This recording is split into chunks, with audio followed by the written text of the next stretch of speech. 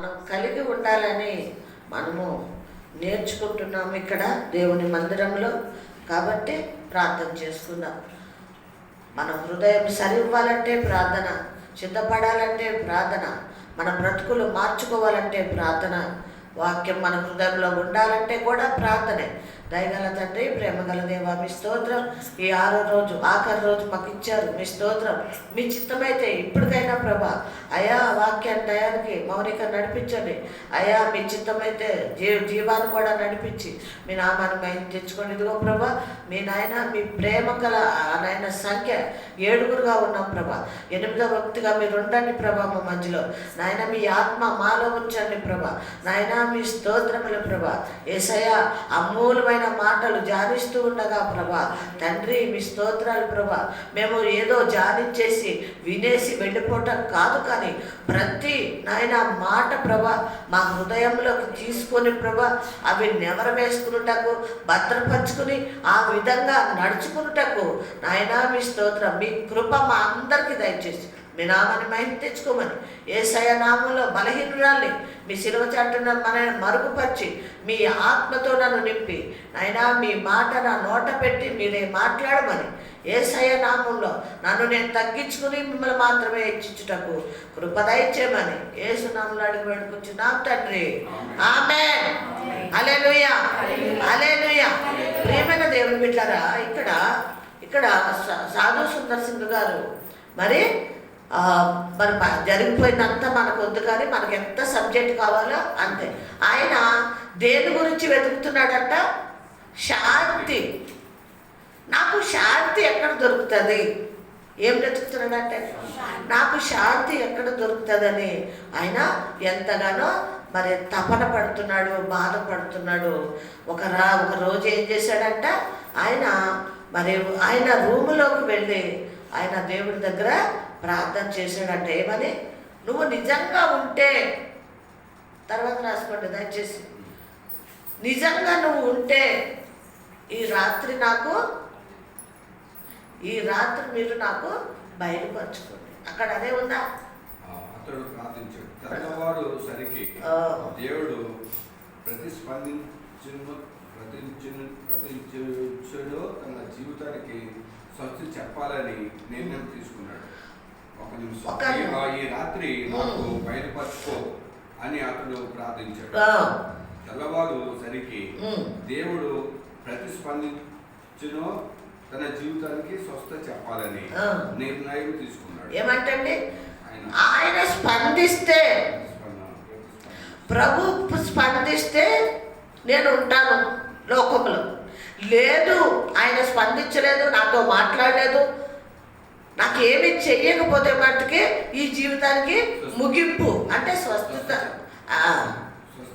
స్వస్తి చెప్పాలి. అంటే ఇక నేను లోకాన్ని విడిచి వెళ్ళిపోవాలి, ఇక నేను ఉండను అని ఒక తీర్మానం చేసుకుని ఆయన మరి గదిలోకి వెళ్ళి ప్రార్థిస్తూ ఉండగా 5 గంటల 5 గంటల సమయంలో ఎవరిని దర్శించాడంటే సుందర్ సింగ్ ప్రభువు దర్శించాడు.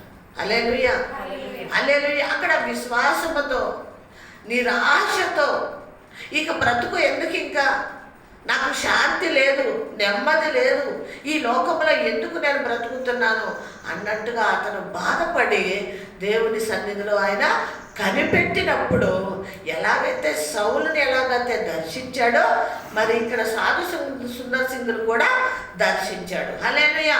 అంటే ప్రభువుని ఎవరైతే విశ్వాసముతో మనం అడుగుతామో, ఆయన పైన ఆధారపడతామో, ఆయనని చూడాలి అనుకుంటామో, లేదా ఆయన స్వరం వినాలనుకుంటామో తప్పకుండా దేవుడు ఆయన్ని దర్శిస్తాడు. హల్లెలూయా. ఒక భక్తులే కాదండి, మనము కూడా అడిగితే మనం దర్శిస్తాడా దర్శించడా? ఏమా, మనం ఏదైతే అడిగి ఆయనని పొందుకోవాలని పట్టుదలతో కన్నీళ్లతో ప్రార్థన చేస్తే మనం దర్శిస్తాడా దర్శించడా? దర్శిస్తాడు. ప్రియమైన దేవుని బిడ్డడా, ఆ 5 గంటల ఇప్పుడు సౌలును కూడా అదే సమయంలో దర్శించాడు. అక్కడ అదే మాట రాశాడు. ఏమని రాశాడు చదవండి.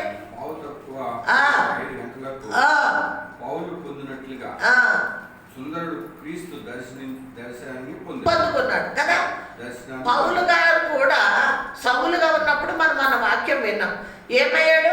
ఆయన కూడా అదే సమయంలో దేవుని దర్శనాన్ని ఎలాగైతే పొందుకున్నాడో ఈయన గుర్తు చేసుకుంటున్నాడు. ఎవరిని? పౌలు గారిని గుర్తు చేసుకుంటూ, పౌలు గారిని దర్శించిన ఆ ప్రభువు నన్ను కూడా దర్శించాడు. హల్లెలూయా. అలా దర్శించిన దేవుడు ఏం చేశాడంట? ఏ రూపంలో దర్శించాడు ఆయనని? చదవండి. దర్శనం పొందాడు. మెరిసే మబ్బులో మహిమంతటి సుందరమైన యేసుక్రీస్తు ఏమంటే మబ్బులో, ఒక మబ్బులో మహిమ, అంతగా మహిమ వచ్చిన అంతగా ఆయన సుందరముగా కనిపించాడంట. హల్లెలూయా, హల్లెలూయా. ఎలా కనిపించాడంటండి? ఆయన సుందరుడు. మనం ధ్యానిస్తూ ఉంటాం కదా, ఆరాధించినప్పుడు ఏమంటాం? మీరు సుందరుడయ్యా, పరిశుద్ధుడు అయ్యా అని మనము ఆయనని మనం ఉచ్చరిస్తూ ఉంటాం, ధ్యానిస్తూ ఉంటాం. ఎవరిని చూశాడంట? యేసుక్రీస్తుని దర్శనము ఆయన కలిగి ఉన్నాడు. యేసుక్రీస్తు దర్శనాన్ని ఆయన కలిగి ఉన్నాడు. ప్రియమైన దేవుని బిడ్డలారా, ఆయన ఎంతో మరి ముందు మనం ముందుకు వెనక్కెళ్ళి చదివితే బైబిల్ చింపేసిన వాడు చిక్కులు వాళ్ళు వాళ్ళు ఏమంటారు? అంతేనా? చిక్కులు వాళ్ళు ఒక కాలేజీలో ఫ్రెండ్ ఒక బైబిల్ ఇస్తే దాన్ని చింపేసిన వాడు, గర్వంగా అహంకారంగా దాన్ని తోలనాడిన వాడు ఎవరు? సుందర్ సింగ్. తర్వాత తల్లి చనిపోయింది. తల్లి చనిపోయాక ఎటు తొయ్యక ఎంతో వేదనతో, బాధతో, ఎటు ఎవరు ఆదరించేవాడు లేరు. ఏ దేవుడు అతనికి నెమ్మదినివ్వలేదు, ఏ శాంతినివ్వలేదు, సమాధానం ఇవ్వలేదు. అందుకే ఇక చచ్చిపోవాలి, ఇక బ్రతకటం వ్యర్థము అనుకున్న సుందర్ సింగ్ ఆఖరికి ఎవరి పాదాల దగ్గరకు వచ్చాడంట? యేసయ్య పాదాల దగ్గరకు వచ్చాడు. నువ్వే దేవుడు అయితే ఆయన అడుగుతున్న మాట, నువ్వు నిజంగా ఉంటే నాకు శాంతిని దయచేయి. ప్రియమైన దేవుని బిడ్డలారా, మనం ఎక్కడెక్కడ తిరిగి వచ్చినా మన ప్రభు పాదాల దగ్గరికి వస్తే ఏ సమస్య కానివ్వండి, ఏ అవసరత అక్కర కానివ్వండి, వ్యాధి బాధ కానివ్వండి, ప్రతి దానికి కూడా మనకి ఒక ఏముంది? సమాధానం ఉంది. ఎక్కడి నుంచి వస్తుంది ఆ సమాధానము? ప్రభు దగ్గర నుంచి మనకు వస్తుంది. ఇంకా తర్వాత ఏమంటున్నాడు? నేను చూచానని చెప్పాడు. క్రీస్తు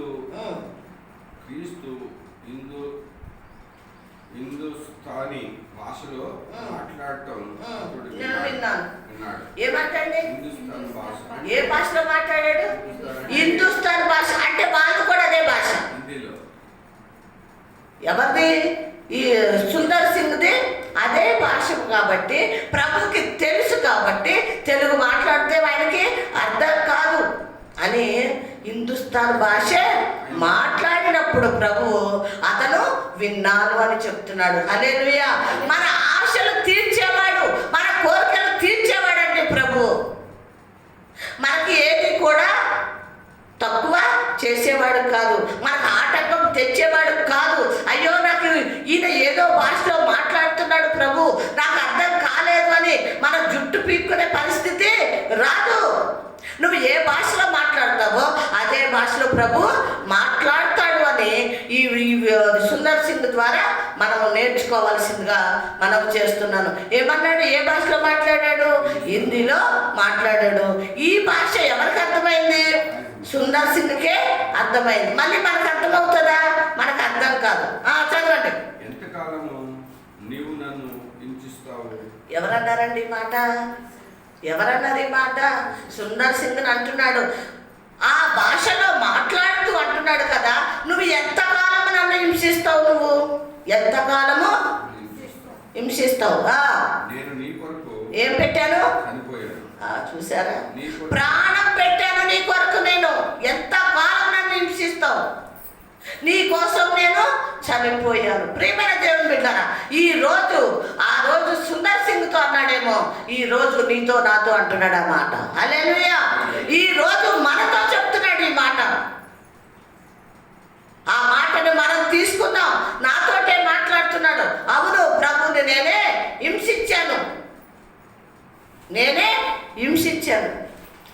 నా కోసమే ఆయన మరణించాడు. అవునా కాదా? ఇది అబద్ధమా? ప్రభు చెప్తున్నప్పుడు సుందర్ సింగ్ ఏం చేశాడంట తెలుసా? వెంటనే ఆయన పాదాల మీద పడిపోయాడు. ఆయన పాదాల మీద పడిపోయాడు. ప్రియమైన దేవుని బిడ్డలారా, నలగొట్టబడాలి ప్రభు మనతో మాట్లాడుతున్నప్పుడు, మన హృదయాలు విరగొట్టబడాలి ఆయన మాట్లాడుతూ ఉన్నప్పుడు. పడిపోయాడా లేదా పాదాల మీద? ఆయన సుందరుడు యేసు పాదాల వద్ద పడి ఆయనను తన గురువుగాను ఏమన్నాడు? పాదాల మీద పడిపోవటమే. ఏం చేశాడంట?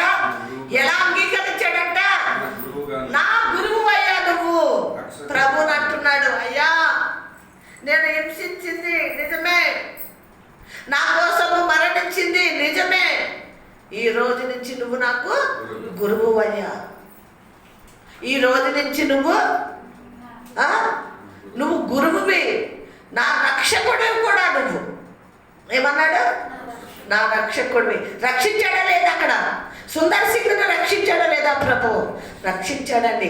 చచ్చిపోవాలనుకున్నాడు సుందర్ సింగ్, కానీ దేవుడికి అతను చనిపోవటం ఇష్టమా? మనం కూడా అనుకుంటాం, ఈ బాధలు తట్టుకోలేను, ఈ శ్రమలు భరించలేను, చనిపోతే బెటరు అనుకుంటాం. కానీ ఆ టైంలోనే ప్రభు ఏం చేస్తాడో తెలుసా? మన అంతరంగంలో ఏమైతే అనుకుంటున్నామో ఆయన విని వెంటనే వచ్చేస్తాడు మన దగ్గరికి. హల్లెలూయా! వచ్చేస్తాడా రాడా? మనల్ని మారుస్తాడు, మనల్ని రక్షించుకుంటాడు. ఏమన్నాడు? నా గురువు నీవే. కాళ్ళ మీద పడిపోయాడు, ప్రభు పాదాల మీద పడిపోయి, నా గురువువి నీవే నాయనా, నా రక్షకుడు కూడా నీవే. చూసారా? ఎవరు అంగీకరించాడు? ఇప్పుడు ఎవరు? ఒకప్పుడు ఎవరు అతను? దేవుణ్ణి, క్రైస్తవులు దేవుణ్ణి రక్షకుడైన యేసయ్యని హింసించాడంటే దూషించిన వాడు, బైబిల్ చింపేసిన వాడు. ఇప్పుడు ఎవరిని అంగీకరించాడు? దూషించిన ఏమన్నాడు? నువ్వెందుకు నన్ను హింసిస్తున్నావు అన్నాడు కదా. బైబిల్ చింపేశాడు, హేళన చేశాడు ప్రభువును. ప్రియమైన దేవుని బిడ్డలు, ఒకవేళ మనలో అటువంటి మనస్తత్వం ఉందేమో, ఇంకా ప్రభుని అంగీకరించలేకపోతున్నామేమో, ప్రభు పాదాల మీద పడలేకపోతున్నామేమో. దేవుని బిడ్డలారా, ఈరోజు ప్రభు మనతో మాట్లాడుతున్నాడు. ఏం చేశాడు? వెంటనే ఆయన పాదాల మీద పడిపోయి, అయ్యా నువ్వే నాకు గురువువి, నా రక్షకుడు నీవే ప్రభు అని ఆయన పాదాల మీద పడిపోయి అక్కడ ఆయనని అంగీకరించినట్టు మనం చూస్తున్నాం. ఇంకేమన్నాడు? అంగీకరించాడు. ఈ సంఘటన డిసెంబర్ 18, 1904లో జరిగింది. అంటే 150 సంవత్సరాలు జరుగుతుంది. ఇన్ని సంవత్సరాల క్రితము దేవుడు అతనితో మాట్లాడినట్టు వివరిస్తూ సుందర్ సింగ్ ఇలా అన్నాడు, ఆయన శక్తి నా హృదయంలోకి ప్రవేశించింది. ఏమంటండి? ఆయన శక్తి నా హృదయంలోకి ప్రవేశించింది. హల్లెలూయా! ప్రియమైన దేవుని బిడ్డలారా, ఎప్పుడైతే మనం ప్రభుని అంగీకరిస్తామో, ఆయన్ని మన గురువుగా మనం అంగీకరిస్తామో, ఆయన రక్షకుడని మన నోటితో ఒప్పుకుంటామో, ఆయన శక్తి మనలోకి తప్పకుండా వస్తుందండి. మనం మట్టి వాళ్ళం కదా, ఒట్టి వాళ్ళం కదా. ప్రభు ఏమన్నాడు? నా ఆత్మ మీలోకి పంపిస్తాను, ఉంచుతాను అని ప్రభు చెప్పాడు. కాబట్టి ప్రియమైన దేవుని బిడ్డలారా, మనము ఇక్కడ వాక్యంలో కూడా చూసుకుంటే అపోస్తుల కార్యము 8వ అధ్యాయం,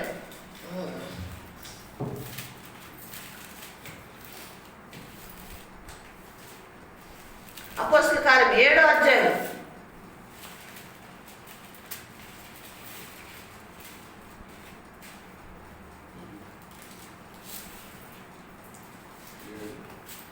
58 నుంచి చదవండి. 7వ అధ్యాయము 58 నుంచి.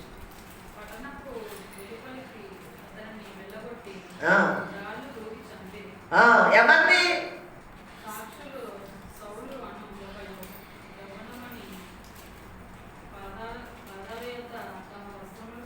చాలండి. ఇక్కడ రాళ్లతో కొట్టి చంపింది ఎవరిని అంటే స్టెఫెన్ని. స్టెఫెన్ ఏం చేశారంట? రాళ్లతో కొట్టి చంపేశారు. ఎందుకు రాళ్లతో కొట్టి చంపేశారు అంటే, ప్రియమైన దేవుని బిడ్డరా, సత్య సువార్త ప్రకటిస్తున్నందుకు. లోకానికి ఏమొచ్చింది? సత్యం వచ్చింది, జీవం వచ్చింది, రక్షణ వచ్చింది, వెలుగు వచ్చింది, ప్రేమ వచ్చింది. హల్లెలూయా. ఎవరు తీసుకొచ్చారండి కదా? ఏమేమి వచ్చినాయండి? మొదట సత్యం వచ్చింది, జీవం వచ్చింది, వెలుగు వచ్చింది, తర్వాత మనకి రక్షణ వచ్చింది. ఈ రక్షణ సువార్తను ప్రకటిస్తున్న స్టెఫెన్ ఏం చేశారంట? రాళ్లతో కొట్టి చంపేశారు. రాళ్లతో కొట్టి చంపేశారు. ప్రియమైన దేవుని బిడ్డ, కొట్టి అతని వస్త్రములు పెరికి వేసినప్పుడు ఈ వస్త్రములు ఎక్కడ పడ్డాయంట తెలుసా?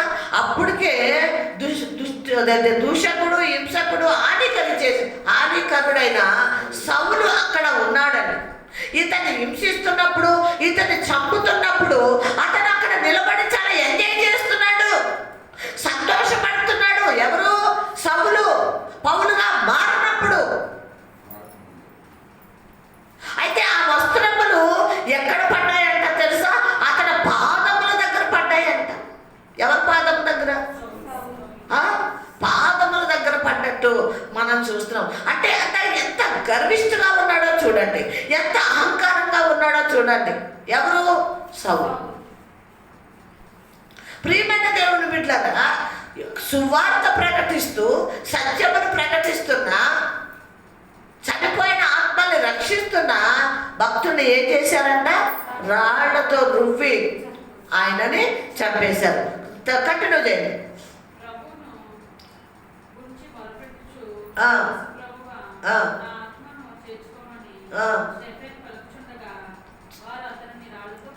చాలండి. ఇక్కడ ప్రియమైన దేవుని బిడ్డలారా, రాళ్లతో కొట్టి రక్తపాతమునైన ఒళ్ళంతా ఈ గాయాలైపోతున్నాయి, రక్తము కారుతూ ఉంది, వస్త్రాలు పెరికి వేశారు. ఇక్కడ స్టెఫెను వాళ్ళని దూషించలేదు, కానీ వాళ్ళ నోరెత్తి మాట్లాడలేదు, కానీ అక్కడ ప్రభుకి ప్రార్థన చేస్తున్నాడు. ఏమని? యేసు ప్రభువా, నా ఆత్మను చేర్చుకోమని. చాలండి. యేసు ప్రభువా, నా ఆత్మను చేర్చుకోమని ఎవరు ప్రార్థనగా చేస్తున్నారు? స్టెఫెను ప్రార్థన చేస్తున్నాడు. అంటే పలుకుతూ ఉన్నాడు, అడుగుతూ ఉన్నాడు. ఎవరిని? ఆత్మ అయిన తండ్రిని అడుగుతున్నాడు. నా ఆత్మని నీ రాజ్యంలోకి చేర్చుకోండి ప్రభువా. ఇక్కడ కొట్టిన వాళ్ళని ఏమనట్లేదండి, చంపిన వాళ్ళని ఏమనట్లేదండి, వాళ్ళ మీద కనీసం కోపం కానీ ద్వేషం కానీ ఏమీ కూడా రాలేదు. అంటే స్టెఫెన్ ఏ మనసు కలిగి ఉన్నాడు? యేసయ్య మనసు కలిగి ఉన్నాడు. కాబట్టి ఏమని అడుగుతున్నాడు? ప్రభువా, నా ఆత్మను మీరు చేర్చుకోండి. ప్రియమైన దేవుని బిడ్డలారా, ఎప్పుడైనా మనం ఇటువంటి ప్రార్థన మనం ఎప్పుడన్నా చేసామా? ఒకవేళ చెయ్యలేదేమో. ఇప్పుడు రాబోయే దినాల్లో మనకు కూడా శ్రమలు వస్తాయి. రాళ్లతో రువ్వి కొడతారని, చంపేస్తారని మత్తయి సువార్త మనకు చెప్తుంది. నేను భయపడతారనే వాక్యము నేను ఇంకా మీ మధ్యకి తీసుకురాలేదు. ఆ రోజులు రాబోతున్నాయి బిడ్డలారా. స్టెఫెన్ ఎలాగైతే రాళ్లతో కొట్టి చంపేశారో అదే పరిస్థితి ఇప్పుడు వచ్చే దినాల్లో వస్తున్నాయి. ఆ ప్రార్థన చేసే వరంగా మనం సిద్ధపడి ఉండాలి బిడ్డలారా. ఇక్కడ ఈ దేహము ఇది లోక సంబంధమైనది దేహము కాబట్టి, ఈ శరీరము లోక సంబంధమైనది కాబట్టి దీన్ని ఇక్కడ విడిచిపెట్టేస్తున్నాడు స్టెఫెను. రక్తముతో చిందించబడుతుంది. కానీ ఆయన అడిగింది ఏంటో తెలుసా? నా ఆత్మను చేర్చుకోండి ప్రభా. ఈ ఆత్మ అక్కడికి వెళ్ళాలి.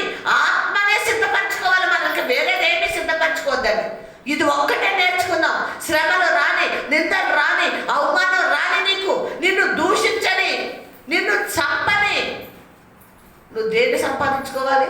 ఆత్మను మాత్రమే కాపాడుకుంటూ ప్రభువా, నా ఆత్మని నీ రాజ్యముకి చేర్చుకోమని మనం ప్రార్థించే వారంగా ఉండాలి. అమ్మా ఇంకా చదవండి. పలుకుతూ ఉన్నప్పుడు కూడా కొన ఊపిరితో ఉన్నాడు. అయినప్పుడు వాళ్ళు ఏం చేస్తున్నారంటే రాళ్ళు రువ్విరి. అంటే వాళ్ళకి ఇంకా పగ చల్లారలేదు, ప్రతీకారం చల్లారలేదు. కోపము చల్లారక ఇంకా వీడికి కొనపేన ఉందే, ఇంకా దేవుణ్ణి అడుగుతూ ఉన్నాడే అన్న కోపంతో ఇంకా ఏం చేస్తున్నారంట? రాళ్ళు రువ్వుతున్నారు. స్టెఫెన్ చేసిన తప్పు పాపం ఏంటండి? సువార్త ప్రకటించటం, నశించిపోతున్న ఆత్మలకి రక్షణ వార్త చెప్పటమే ఆయన చేసిన పాపంగా ఎంచుకున్నారు. ప్రభువా నా ఆత్మను చేర్చుకోమని ఆయన అడుగుతూ పలుకుతూ ఉన్నప్పుడు మళ్ళీ కూడా రాళ్లతో కొట్టినట్టు మనం చూస్తున్నాం.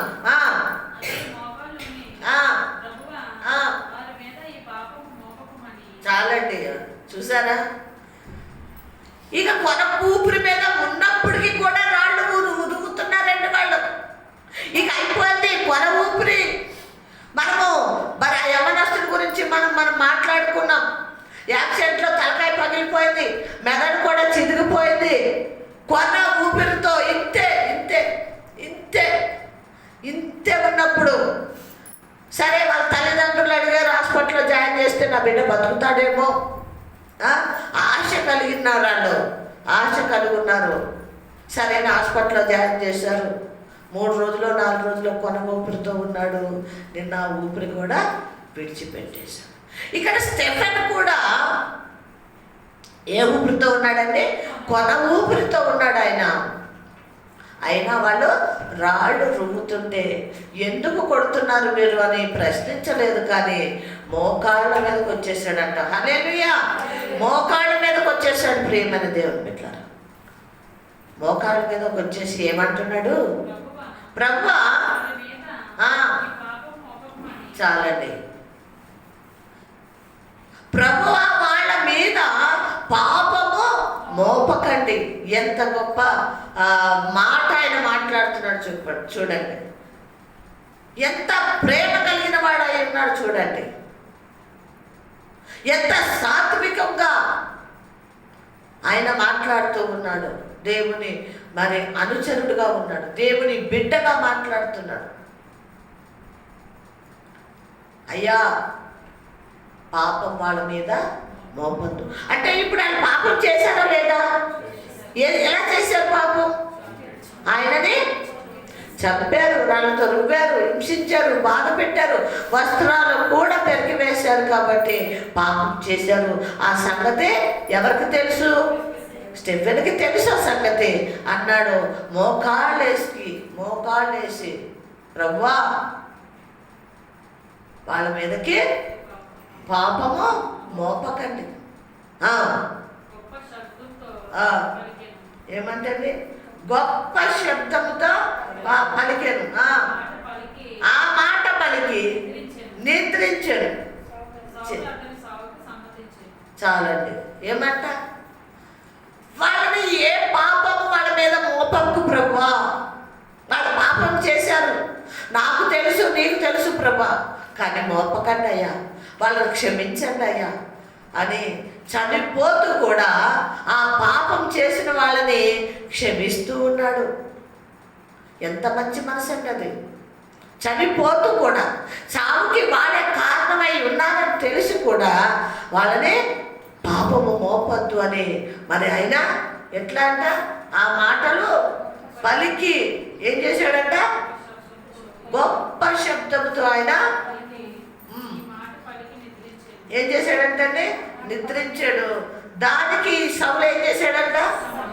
చూసారా ఎంత భయంకరమైన పాపంలో ఉన్నాడండి. ఆయన మరణానికి ఇతను సమ్మతిస్తూ ఉన్నాడు. అంటే బాగా చచ్చిపోయాడు, చంపేశారు, మంచి పని చేశారు మీరు. యేసుక్రీస్తు రక్షకుడని ప్రకటిస్తాడా వీడు? చెప్పుతాడా ప్రజలకి?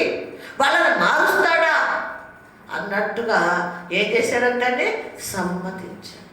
బాగా చచ్చిపోయాడు, మంచిగా అయింది అని మరి పలుకుతూ ఉన్నట్టు మనం చూస్తున్నాం. ప్రేమైన దేవుడు, మన మనసు మనలో ఉండొచ్చండి. శత్రువును కూడా ప్రేమించమన్నాడు ప్రభు కదా, శత్రువును మిత్రుడిగా చేసుకోమన్నాడు. కాబట్టి ప్రేమైన దేవుని బిడ్డలారా, మీ మాటలను బట్టి ఇక్కడ మరి స్టెఫెన్ రాళ్లతో కొట్టి ఇక చావు బ్రతుకులో ఉన్నప్పుడు తండ్రి వీళ్ళ మీదకి ఏ పాపము మోపొద్దు అన్నాడు. మోపొద్దు అన్నాడండి. ప్రేమైన దేవుని బిడ్డలారా, మనము వింటమే కాదు, కానీ నేను ప్రేమతో నేను మీకు దండం పెట్టి మరి మనవి చేస్తున్నాను బిడ్డలారా, విని విడిచిపెట్టేయొద్దు దయచేసి. విని విడిచిపెట్టేస్తే మన ప్రయోజనమేమీ ఉండదండి. మన హృదయం ఖాళీగానే ఉంటుంది తప్ప ప్రభువు ఈ గొప్ప మాటలు, జీవపు మాటలు మనలో ఉండవని దేవుడి పేరట నేను మనవి చేస్తున్నాను. నింపుకోవాలి. మనం ఏం నింపుకోవాలి? ఈ జీవపు మాటలు, వాక్యము నింపుకొని నువ్వు కూర్చుంటున్నప్పుడు వ్యర్థమైన లోక సంబంధమైనవి ఆలోచించకు, చూడకు, వినకు, తలంచకు. ఏం చేయాలి? ఈ మాటల్ని ధ్యానిస్తూ ఉండాలి, నెవరు వేసుకుంటూ ఉండాలి. స్టీఫెన్ గారు ఇలా మాట్లాడారు, ఇదిగో సౌలు మనసు ఇట్లా ఉంది, నన్ను ఏ మనసు కలిగి ఉండను? స్టీఫెన్ మనసు కలిగి ఉండాలా? సౌలు మనసు కలిగి ఉండాలా? స్టీఫెన్ దేవుడి మనసు కలిగి ఉన్నాడు, సౌలు అపవాదిగాడి మనసు కలిగి ఉన్నాడు. ఈ అపవాదిగాడి మనసు కలిగిన సౌలుని ఏం చేయాలి? దూరపరచాలి, మన హృదయంలోకి రాకుండా చేయాలి. మొదట స్టీఫెన్ మనసు దేవునిది కాబట్టి అది మనము ఏం చేయాలి? ఆహ్వానించాలి, ధ్యానించుకోవాలి. మనము ప్రభు కోసమే జీవించటానికి సిద్ధపడాలని దేవుని వాక్యం తేటగా తెలియజేస్తుంది. ఇక మూడోది చూడండి ప్రియమైన దేవుని బిడ్డలారా, లూకాసు వార్త. దాన్ని అయినా కానీ కంటిన్యూ చేయమ్మా, ఆపొద్దు. లూకాసు వార్త 23వ అధ్యాయం. లూకాసు వార్త 23వ అధ్యాయం.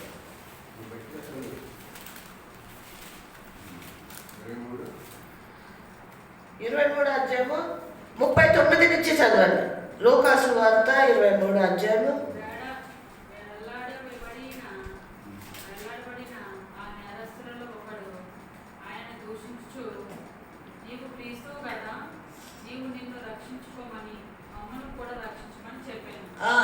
అయితే రెండవవాడు వారిని గద్దించి, నీవు అదే శిక్ష విధిలో ఉన్నావు కదా, కనుక దేవునికి భయపడవా?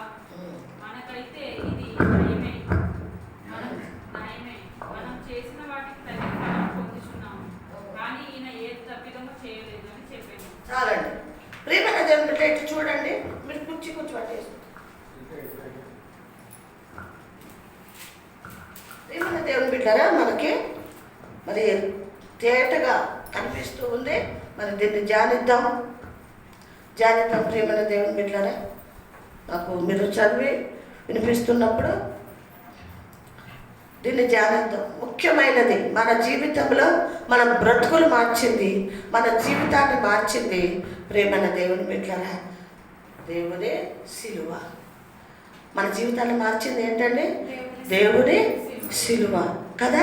ఆయన అందులో అర్పించిన ప్రాణము మనకి ఈ రోజున జీవం ఇచ్చింది, రక్షణ ఇచ్చింది, ఈరోజు పరలోకమునకు సిద్ధపరుస్తుంది. మరి కంటిన్యూ చేయండి, మొదటి నుంచి మరి చదవండమ్మా. 39 నుంచి.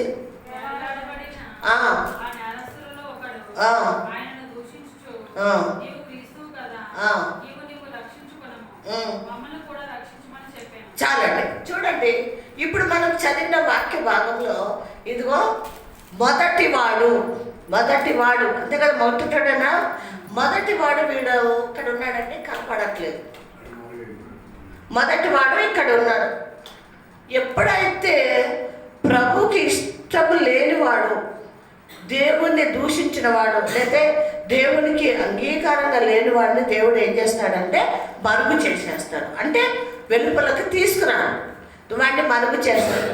వీడు మరుగు అయిపోయాడు. ఒకడు ఉన్నాడు అనుకున్నాం. ఇక్కడ ఉన్నవాడు ఏమన్నాడంటే నువ్వు క్రీస్తువు కదా. ఏమన్నాడంటే నీవు క్రీస్తువు కదా, నిన్ను నువ్వు రక్షించుకో.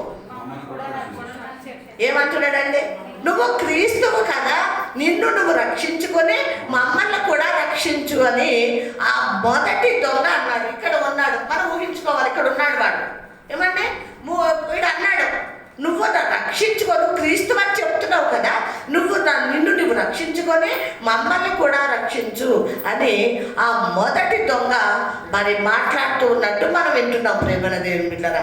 ఇక్కడ వాడు ఏ మనసుతో అక్కడ ప్రభువుని ప్రభుని రక్షించుకో, నువ్వు మమ్మల్ని రక్షించమని ఎందుకు అడిగాడు అంటే, వాడు ఒక భయంకరమైన దొంగ, అంతకుడు, మోసగాడు, స్త్రీలను కూడా పాడు చేసిన వాడు, భయంకరమైన దొంగ అని వాడు అంటున్నాడు.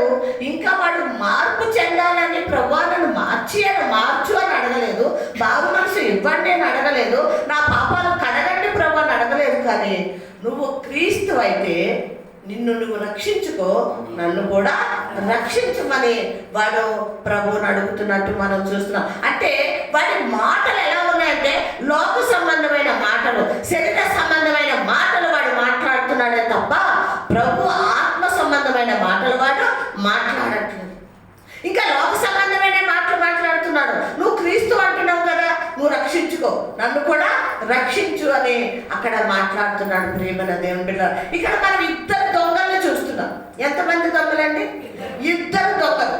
అయితే ఇద్దరు కూడా ఒకే మార్గంలో నడిచిన వాడు, ఇద్దరు కూడా ఒకే దారిలో నడిచారు. అంటే దొంగతనం చేసడంలో కూడా ఒకే మార్గంలో నడిచారు, దోచుకుంటంలో కూడా ఒకే దారిలో వెళ్ళారు, మోసం చేసే దాంట్లో కూడా ఒకే దారిలో వెళ్ళారు.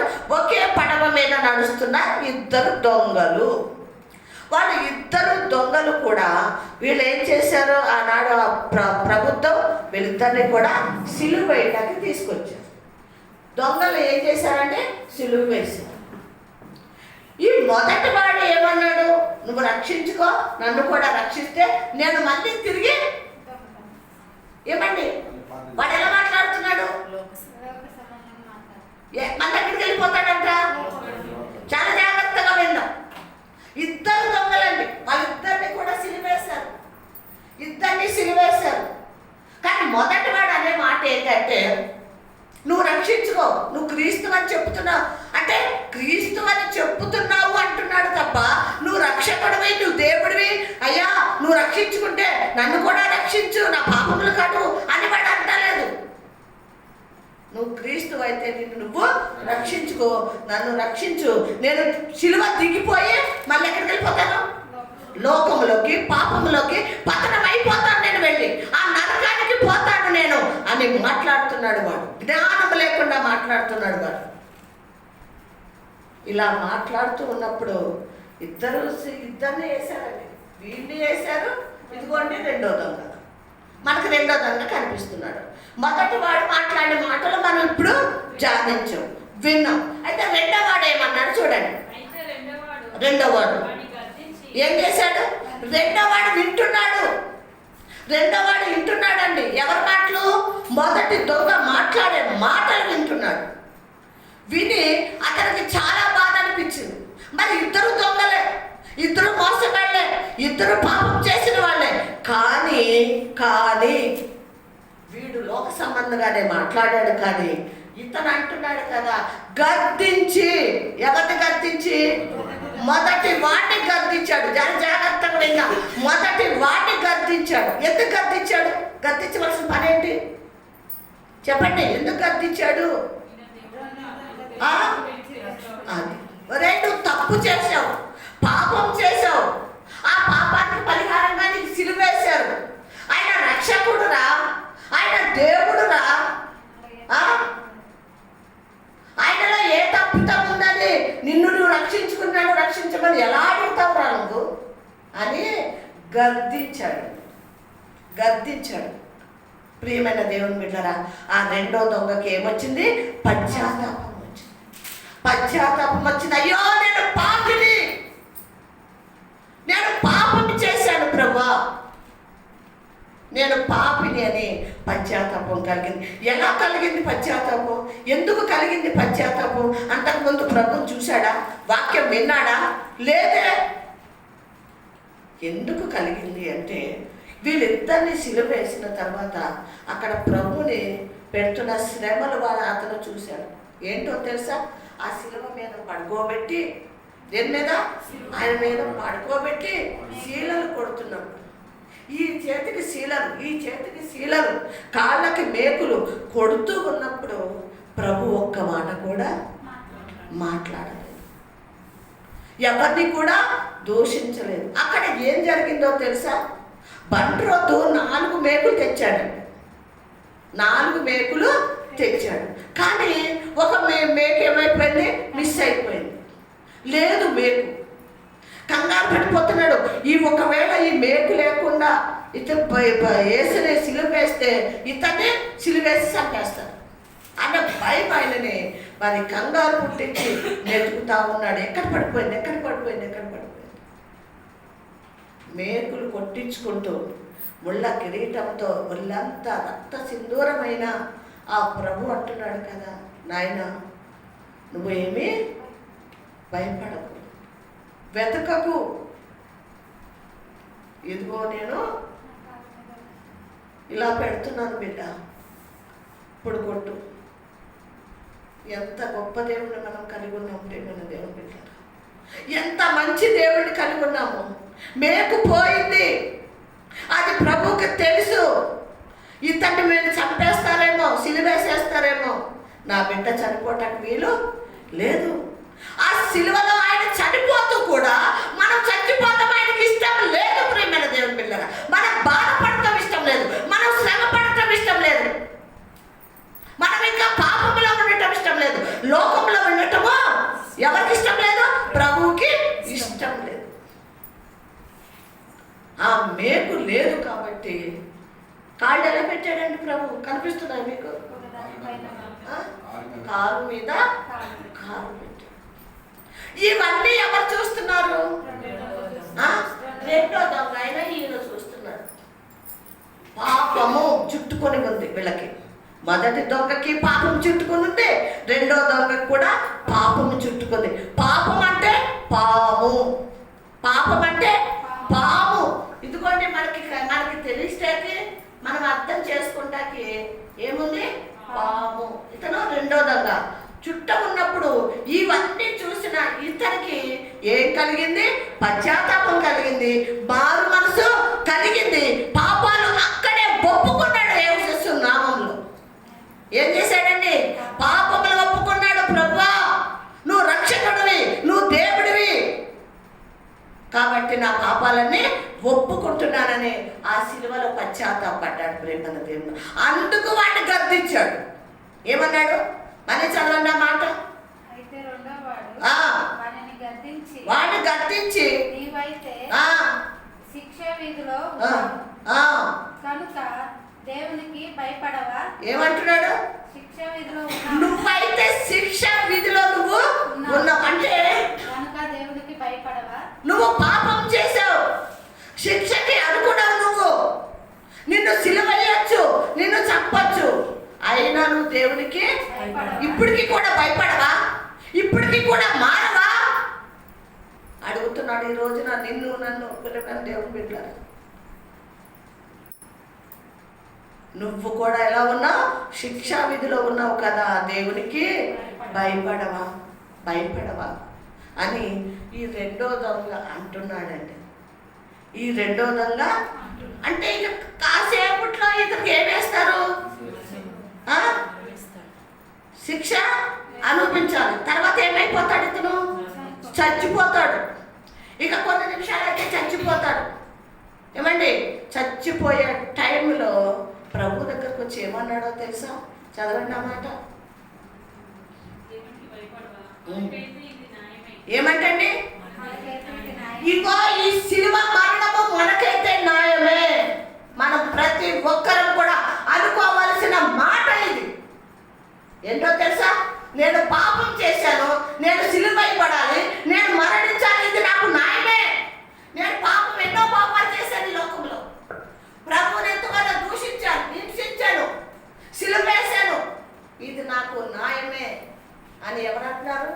రెండో దొంగ అంటున్నాడు. ఇది మనకి న్యాయంగా, మనం ఎన్నో పాపాలు చేశాము, కానీ ఆయన ఏమంట? మనము చేశాము, ఆయన మాత్రము ఏ తప్పిదము చేయలేదు. హల్లెలూయా, హల్లెలూయా, హల్లెలూయా. దేవుడికి మహిమ కలుగును గాక. రెండో దొంగకి తెలిసింది. ఏమనో తెలుసా? ఆయన